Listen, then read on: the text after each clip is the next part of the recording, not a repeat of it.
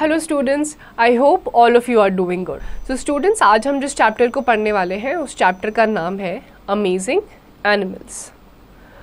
Learning objectives, body covering of animals, feeding in animals, migration, breathing in animals, movement in animals, other features. Scientists believe that there are more than 10 million kinds of animals living on Earth. Animals show a great diversity in where they live, how they look, what they eat, how they move, and even how they breathe. Animals live in the sea, from the surface down to the black depths where even the sunlight does not reach, on cold mountain tops and in hot deserts. Some animals are also found in mud and in the freezing Arctic. तो students, जो animals होते हैं वो आपको पूरी दुनिया में इतने डाइवर्स दिखेंगे और ऐसी ऐसी जगहों पे दिखेंगे जहाँ पे सन लाइट तक नहीं पहुँच पाती, ऐसे ऐसे फ्रीजिंग टेम्परेचर्स में या फिर ऐसी ऐसी गरम गरम जगहों पे भी दिखेंगे जहाँ पे एक normal human being life sustain कर ही नहीं सकता। The surroundings in which an animal lives, eats and grows is called its habitat. तो जिस जगह पे एक पर्टिकुलर एनिमल या फिर एक पर्टिकुलर प्राइड रह रही होती है उसको कहा जाता है habitat. The characteristic features that help an animal to adjust to its habitat are called adaptations. Different animals have different adaptations to suit their habitat. These adaptations are related to life functions such as movement, breathing, feeding, etc. Animals have different body organs that help them to perform these functions and lead a certain lifestyle in their habitat. Animals can be divided into two groups, vertebrates and invertebrates. तो जो habitat होता है जिसमें कि एक particular animal या एक particular pride रहती है, खाती है और अपने सराउंडिंग्स के साथ अडेप्ट कर लेती है, उसे कहा जाता है अडेप्टेशन। और एनिमल्स के भी जो ऑर्गन्स होते हैं वो उनको अलग अलग सराउंडिंग्स में अडेप्ट करने में हेल्प करते हैं। एनिमल्स को दो टाइप्स में डिवाइड करा गया है, वर्टिब्रेट्स और invertebrates. Vertebrates are animals that have a skeleton made up of bones. Example, mammals, birds, fish, reptiles and amphibians. Invertebrates do not have a skeleton made up of bones. For example, worms. तो vertebrates और invertebrates में basic difference यही है कि जो vertebrates होते हैं उनका एक स्केलेटन होता है जो हड्डी यानी कि बोन से बना होता है, और दूसरी तरफ जो इनवर्टिब्रेट्स होता है उनके पास हड्डी से बना हुआ स्केलेटन नहीं होता है। The majority of animals are invertebrates. Vertebrates make up less than 3% of the world's animals. Body covering of animals. The variety of animals found on Earth have different body coverings. The covering helps animals to live in a particular habitat. Let us know about different types of body coverings of some commonly found animals. तो आपकी जो animals होते हैं उनकी जो body coverings होती है, outer layer होती है, वो हर किसी की आप देखेंगे कि अलग अलग टाइप की होती है। Fish. The body of fish is covered with layers of flexible overlapping scales.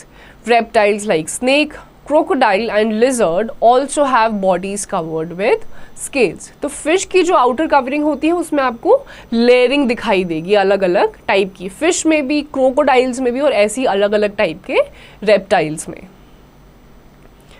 Tortoise, snail and turtle. These animals are protected by a hard shell. Shell protects them from external danger. तो ये तीनों जो animals हैं इनकी जो outer layering होती है काफ़ी हार्ड होती है और जो एक्सटर्नल डेंजर होता है, बाहरी डेंजर, उससे ये इनको बचाती है। Birds. Body of birds is covered with feathers. Feathers protect them from cold, rain and help them to fly. उसी तरीके से बर्ड्स के पास जो फेदर्स होते हैं उसकी वजह से ये ठंड और बारिश से बचते हैं और साथ ही साथ यही फेदर्स इनको उड़ने में हेल्प करते हैं। Sheep and bear. Sheep and bear possess special body covering called fur and wool respectively that protect them from extreme cold and rain. तो sheep और bear जो होते हैं, sheep के पास होता है fur और bear के पास होता है wool. तो ये जो होते हैं ये इनको बारिश और बहुत ज़्यादा extreme cold से बचाते हैं. Breathing in animals. All animals need oxygen. Oxygen burns the food within the animal's body and releases energy, which an animal uses for various purposes. Animals get oxygen from the air or water that surrounds them. When oxygen combines with food, it releases carbon dioxide and energy. This process is called respiration. तो जितने भी animals होते हैं उन सब के लिए oxygen important होता है और ये सारे एनिमल्स अलग अलग तरीक़ों से ऑक्सीजन इनटेक करते हैं depending upon their surrounding. For example जो फिश होती है वो वाटर से लेती है, साथ ही साथ जो लैंड एनिमल्स होते हैं वो एयर से ऑक्सीजन लेते हैं. Organs of breathing. Different animals breathe through different organs.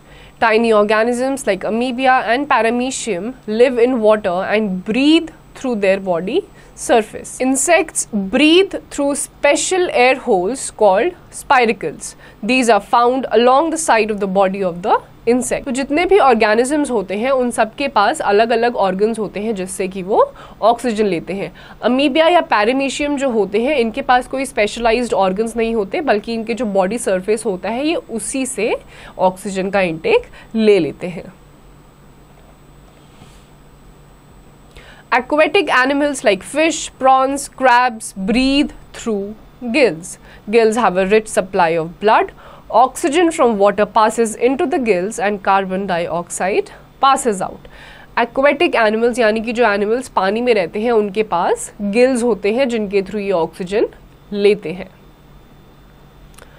Amphibians like frogs, salamanders and toads can breathe through their lungs as well as gills and body surface. A frog breathes through its moist skin when in water and with its lungs when on land. जो amphibians होते हैं इनके पास lungs भी होते हैं और इनके पास gills भी होते हैं. ये पानी में होते हैं तो gills के थ्रू ऑक्सीजन लेते हैं या फिर सांस लेते हैं और अगर ये लैंड में होते हैं तो ये lungs या फिर अपनी बॉडी सरफेस के थ्रू ऑक्सीजन लेते हैं. Birds, reptiles and mammals breathe through lungs. The human beings take in air through the nose. The air goes to lungs through the windpipe. Lungs are spongy, elastic bags situated on each side of the heart. Carbon dioxide comes out through the nose. तो birds, reptiles और mammals जो होते हैं उनके पास lungs होती हैं, wind pipe के through, nostrils के थ्रू वो ऑक्सीजन इनटेक करते हैं और बाकी सारा प्रोसेस कैरी फॉरवर्ड होता है. Feeding in animals. All organisms need food for their growth and development. Feeding habits differ from animal to animal. They also depend on the availability of food in the habitat. The mouth parts of different animals are also suited to the type of food they eat. तो जितने भी animals होते हैं अलग अलग type के, उनका जो मुंह का स्ट्रक्चर होता है वो भी अलग अलग होता है depending upon the food they intake, और साथ ही साथ इनका जो खाना लेने का तरीका होता है और जो फूड होता है वो भी डिफर करता है. Organs of feeding.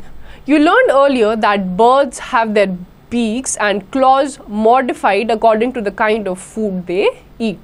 जो birds होती हैं, अलग अलग birds की आप beaks यानी कि जो मुंह है और पैर जो आप देखेंगे वो अलग अलग टाइप के होते हैं. ये डिपेंड करता है कि वो किस टाइप का खाना खाती हैं और किस टाइप के सराउंडिंग यानी कि हैबिटेट में रहती हैं. Rodents like rabbits, mice and squirrels eats seeds and fruits. They have small and sharp front teeth. जो rodents होते हैं जैसे कि आपके चूहे हो गए या फिर खरगोश हो गया, इनके जो सामने के दो दांत होते हैं ये बहुत ही ज़्यादा नुकीले होते हैं और इन्हीं की मदद से ये खाना भी खाते हैं. Herbivores like cows and horses have sharp front teeth or incisors for cutting the plants. They also have strong and broad molars for chewing. तो हर्बिवोर्स जैसे कि आपकी काउज हो गई, बफेलोज हो गई, ये ग्रास या फिर ऐसे ही खाना खाती हैं और इनके मोलर्स जो होते हैं ये बहुत ही ज़्यादा स्ट्रॉन्ग होते हैं जो इनको च्यू करने में यानी कि चबाने में हेल्प करते हैं। Carnivores like the lion, tiger and cat feed on the flesh of other animals. They have very sharp, pointed and curved front teeth for tearing flesh. They also have strong grinding teeth to chew the flesh and the bones. Flesh-eating birds like eagles, kites and vultures have strong, sharp and hooked beaks and claws to catch their prey and to tear flesh. जो carnivores होते हैं, जो plants नहीं खाते बल्कि flash खाते हैं, इनके जो क्लॉज और जो बीक्स होते हैं लाइक वल्चर्स एंड ईगल्स, ये बहुत ही ज़्यादा शार्प और स्ट्रॉन्ग होते हैं जिससे कि ये अपने प्रे को यानी कि जो चीज़ें खाना चाहते हैं, जिस पे अटैक करना चाहते हैं, उसको पकड़ते हैं और फिर उसका फ्लैश इनटेक करते हैं। Let's answer. तो स्टूडेंट्स, अब कुछ क्वेश्चंस हैं जिनके आंसर्स आपको खुद से देने हैं। Movement in animals. Animals move from one place to another for various reasons. They move in search of food, to build or find shelter and to protect themselves from enemies. They have limbs or other body parts which help them to move. तो जो animals की movement होती है students, वो अलग अलग reasons की वजह से होती है। या तो वो खाना ढूंढने के लिए मूव करते हैं, या फिर अपने शेल्टर को बनाने के लिए, या फिर एनिमीज से बचने के लिए। Organs of movement. Most land animals have legs to move. These animals have 2 limbs in front called forelimbs and 2 limbs at the back called the back hind limbs. Most animals move on 4 limbs, whereas some animals such as for kangaroo use only their hind limbs movement for walking.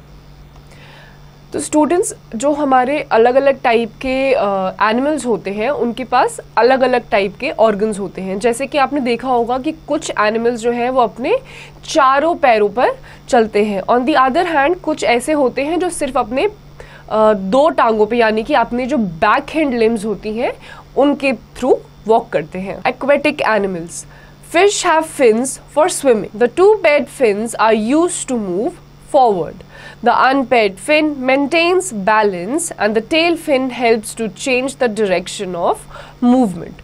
तो fish जो कि एक aquatic animal है, वो अपने जो उनके fins होते हैं उनको यूज़ करता है। ये फिन्स ही होते हैं जो इन्हें आगे की तरफ बढ़ने में हेल्प करते हैं।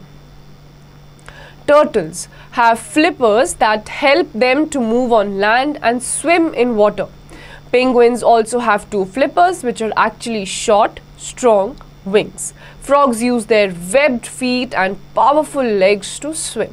तो टर्टल्स जो होते हैं उनके जो फ्लिपर्स होते हैं वो उनको हेल्प करते हैं पानी में स्विम करने के लिए। साथ ही साथ पेंगुइन्स के पास भी फ्लिपर्स होते हैं जो कि शॉर्ट एंड स्ट्रॉन्ग होते हैं, वो उन्हें हेल्प करते हैं पानी में तैरने के लिए।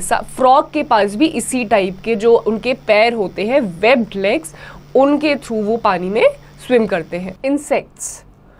These 6-legged creatures usually use their legs for movement. Insects like ants and cockroaches crawl on their legs. A grasshopper uses its long hind legs for hopping. Water insects like water boatmen use their legs as oars for swimming. Some insects have 1 or 2 pairs of wings and can fly. Their wings are made of tiny colored scales. They move with the help of their chest muscles. Insects such as lice and bed bugs do not have wings. They cannot fly. They move by crawling.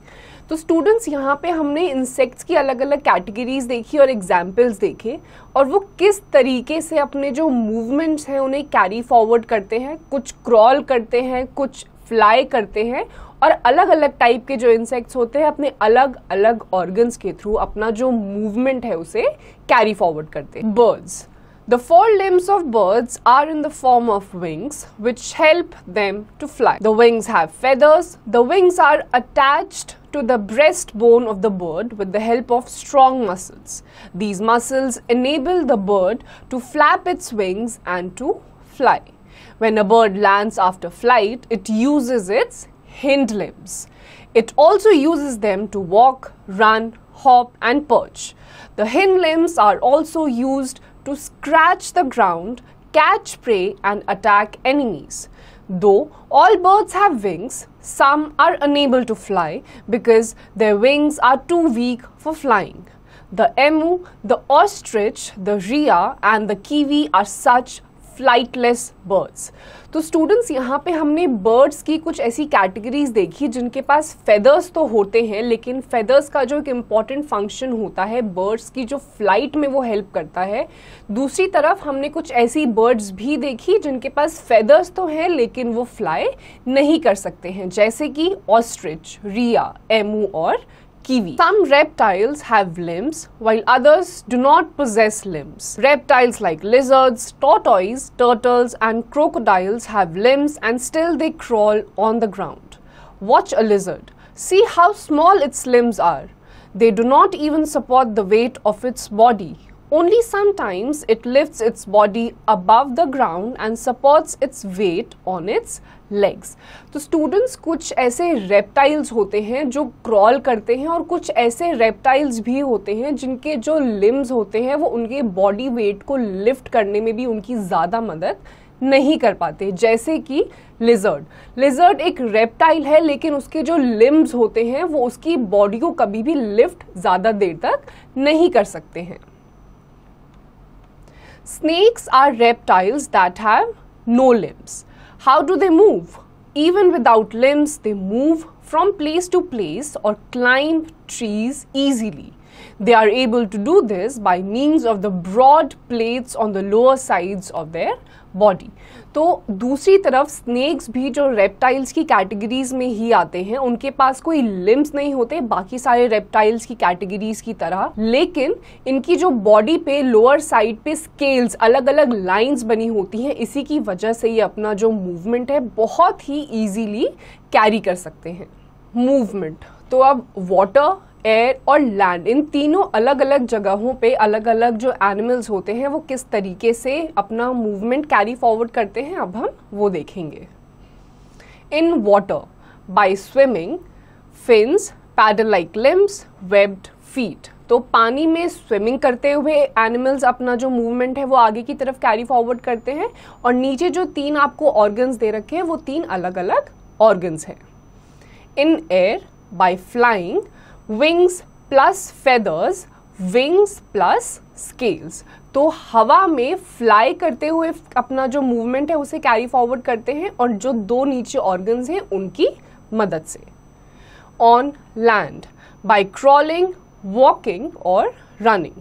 Scales, short legs, long and strong legs. तो नीचे जो तीन organs दे रखे हैं land पे, crawling, walking और running, इन तीन movement से अपना जो मूवमेंट है उसे कोई भी ऑर्गेनिज्म कैरी फॉरवर्ड करता है। Human beings, compared to the limbs of animals, the limbs of human beings are highly developed. They use only one pair of limbs, lower limbs, to support their body. This is why, unlike other animals, man has an erect posture. He stands, walks and runs with only one pair of limbs called legs. In this way, he has an advantage. For example, when in danger, he can use his legs to run and escape, and his arms or upper limbs for defense or attack. तो students जो human beings होते हैं उनके पास भी limbs होते हैं लेकिन बाकी ऑर्गेनिजम्स के जैसे नहीं यूज़ करते। वो जो ह्यूमन बीइंग्स होते हैं वो अपने लोअर लिम्स यूज़ करते हैं, यानी कि उनके लेग्स, और इसकी वजह से उनके पास एक अपर हैंड होता है, एक एडवांटेज होता है, और वो ये होता है कि अगर कभी भी कोई डेंजर होता है तो वो अपने लोअर लिम्स यानी कि अपने लेग्स का यूज़ करके वहाँ से भाग सकते हैं, या फिर अपने अपर लिम्स यानी कि अपने हैंड्स का यूज करके अपने प्रे को अटैक कर कर भी बच सकते हैं। Man's hands are adapted to hold objects. The arrangement of the thumb opposite the fingers enables him to hold tools and do many kinds of work.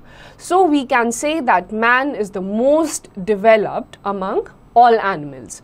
तो इंसानों की जो हाथ होते हैं वो अलग अलग ऑब्जेक्ट्स को उठाने के लिए, सपोर्ट करने के लिए बने होते हैं, और ये सारी जो डेवलपमेंट हो रखी है एक ह्यूमन बॉडी में, इसी की वजह से कहा जाता है कि जो ह्यूमन बीइंग्स होते हैं उनकी सबसे ज़्यादा डेवलप्ड बॉडी होती है, और सारे ऑर्गेनिजम्स में से, सारे एनिमल्स में से ह्यूमन बीइंग्स ही एक कंप्लीटली या सबसे ज़्यादा डेवलप्ड क्रीचर है।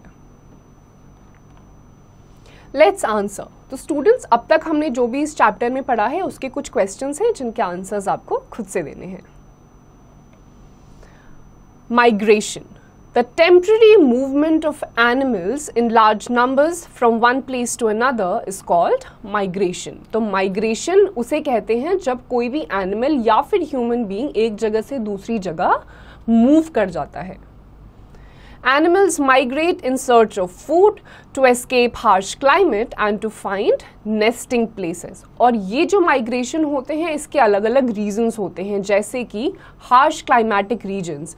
कभी कभी ऐसे क्लाइमेटिक रीजन्स या ऐसे क्लाइमेट एक पर्टिकुलर रीजन में आ जाते हैं जो हर एक एनिमल अडेप्ट नहीं कर पाता, तो अलग अलग फूड हैबिट्स, अलग अलग रहने के तरीके की वजह से जो एनिमल्स होते हैं वो माइग्रेट करते हैं। Siberian crane, stork and sandpiper are some migratory birds. They visit India every winter. Arctic tern covers the longest distance, traveling between Arctic and Antarctic regions each year.